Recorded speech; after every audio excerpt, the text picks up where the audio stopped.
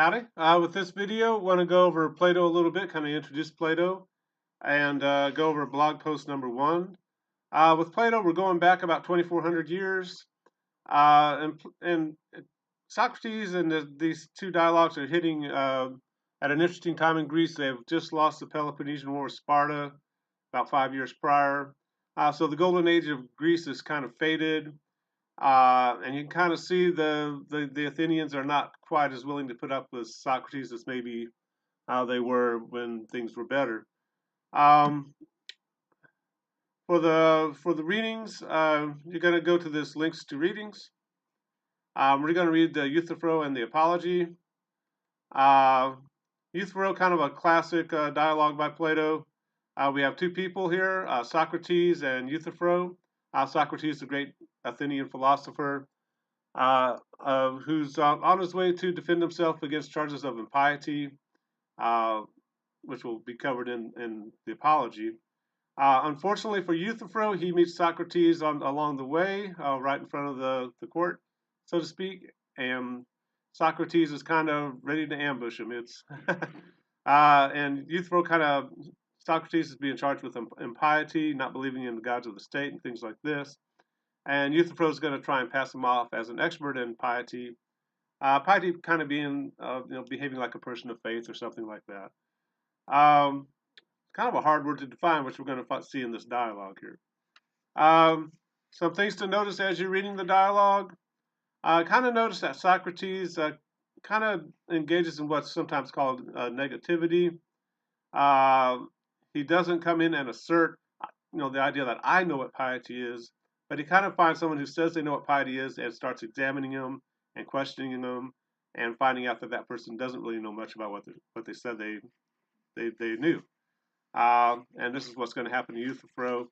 Um, Sometimes you feel a little sorry for him. He's just totally outmatched by Socrates, and it doesn't end well for him. A couple of things to notice also. Socrates can be very ironic, almost to the point of being a bit of an a-hole. uh, you know, in modern times, we probably let somebody off the hook, but Socrates doesn't feel the need to do that. Also, you kind of see Socrates trying to engage Euthyphro in what's called, or what Socrates calls maieudics, or midwifery, where Socrates is trying to bring something out of a person, much like a midwife would with a baby. He's not quite successful with Euthyphro, but we'll use that term maieudics more than once throughout the semester. If you want to spell it as Maieutis, maieudics. Interesting approach to defining and learning what truth might be. But Euthyphro's very interesting dialogue, kind of funny at times. Poor Euthyphro, he's doing his best he can with Socrates, but just totally outmatched. In the Apology, you're going to see Socrates defending his charges against him. He's not quite that interested in mounting a defense as much as explaining, why he does what he does. Uh, Very interesting passage and kind of interesting explanation of what he's trying to do. Oh, already got up there. As we get towards the end of the dialogue, it's not really a dialogue. The more the end of the defense, he kind of starts telling the Athenians, the gods sent me to be kind of a gadfly to you all because you're kind of lethargic about how you think about life and not very accurate. And it's my job to come and question you and see what you know or what you don't know, and try and help you out. Of course, nobody, the Athenians don't really, or many of the Athenians don't appreciate that effort. Also, very interesting. He starts talking about uh, this oracle or sign or inner voice he has that guides him through life. When he's kind of accused of believing in gods other than the state gods, this is what some of these people are getting at. The idea that you have this inner voice within you that led you to truth or kind of kept you away from bad things, which is kind of what Socrates suggests. A little disturbing to the Athenians, who are based more on tradition and the gods of the state and things like that. Be kind of like going into a modern church and saying, the Bible's great. A Christian church, I'm talking about. The Bible's great, and the teaching of the church is great, and the traditions are great. But I have this voice inside me that guides me through life, and that I listen to. You might get a similar response that Socrates gets. The people going like, "Whoa, there's a problem there." And Socrates is one of the first people to, or the first person at least written down, to kind of articulate this idea that there might be something within us that we should be listening to that should guide us through life. So he is, in a way, kind of subverting the gods of the state by asserting this idea of this inner oracle. He called it his daimon, Daimon.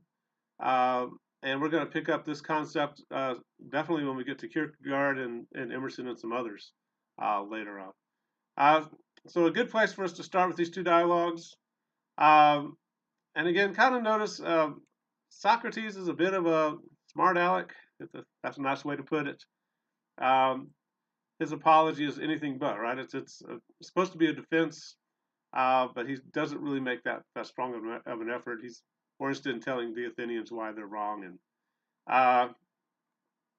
what they can do with it, so to speak. It's a fascinating read to me. I hope you enjoyed as much as I do. But once you read those, you're going to go to the content page, and the blog post assignment will be there. I probably should have put Plato on there, but it's blog post number 1. And I'll make that bigger. And with the blog, and a responsive at least 150 words, and those don't include quotes you're going to use to support what you're saying, so it has to be 150 of your words. You're going to discuss your reactions to Plato, especially in terms of Socrates' use of the negative to examine truth claims, and that concept of the daemon there, that inner voice. That's going to be kind of a major part of our first essay, examining that idea. It has some interesting potential, but some interesting liabilities as well there. And you don't have to answer all these questions here. I'm just trying to give you some questions to get you started, kind of thinking about the two dialogues and what you might want to write about. For the basic formatting, this is an English class, so we're going to use MLA formatting. And I'm going to show you right now how to format that. But you're going to quote at least once from each dialogue, and you're going to put both dialogues on a works citus page. Pretty easy for it won't let me highlight there. You can see at the bottom there how to cite a work from D2L links. So basically all you got to do is trade out Euthyphro for apology, and you got both of them going there. But hopefully you'll have flashbacks to MLA formatting. I'm going to do this in Word. You can do the same thing in Google Docs without too much trouble. If you have trouble in Google Docs, I can do another video showing you how to do that. But the way the MLA paper should be formatted, you're going to have a header with your last name and a counting page number in it. So we're going to go to Insert, and we're going to insert a page number at the top of the page.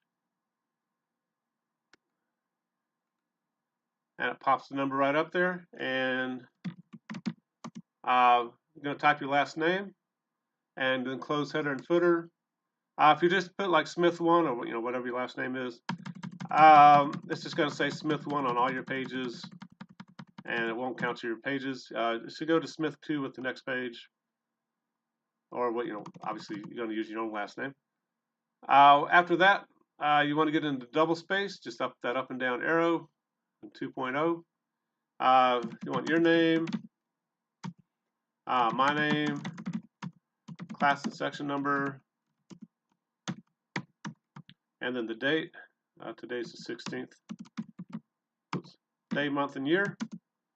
Hopefully you're having flashbacks to MLA formatting now. You're going to center your creative title. Oops. Whatever it's going to be. Make sure you get out of centering. You're going to tab for your paragraph, and then you're going to do your blog post. Your works citus page should be the last page in your essay, and you're going to have the apology and Euthyphro on that works citus page. And again, you're going to quote twice from the works to support what you're saying. kind of let us know where you're getting your ideas from. For the blog posts, you're going to send them to me through the D2L Dropbox. Then I'm going to grade them and then send them back to you. Then you're going to post them in Journal Portfolio without the grade, obviously. But it gives you a chance to revise them, or if something's not right about the way you quote or something, we can fix that real quick. But hopefully we're going to start posting in the Journal Portfolio so people can see your work, and also so people can comment on what you said about the two dialogues. So it should be kind of a neat thing to do. With 5 people, the discussion board gets kind of hard to do. So hopefully, working with the blogs will work out well for us. Plus, when we go to Denmark, that'll be kind of a nice way to post our adventures there. But if you have questions about all this, be sure and let me know. And it's pretty normal to have questions with an internet class. Looks like some of you have already had an internet class before, but maybe a couple of you haven't or have not. So be sure to ask me questions, and we'll talk to you later. Bye-bye.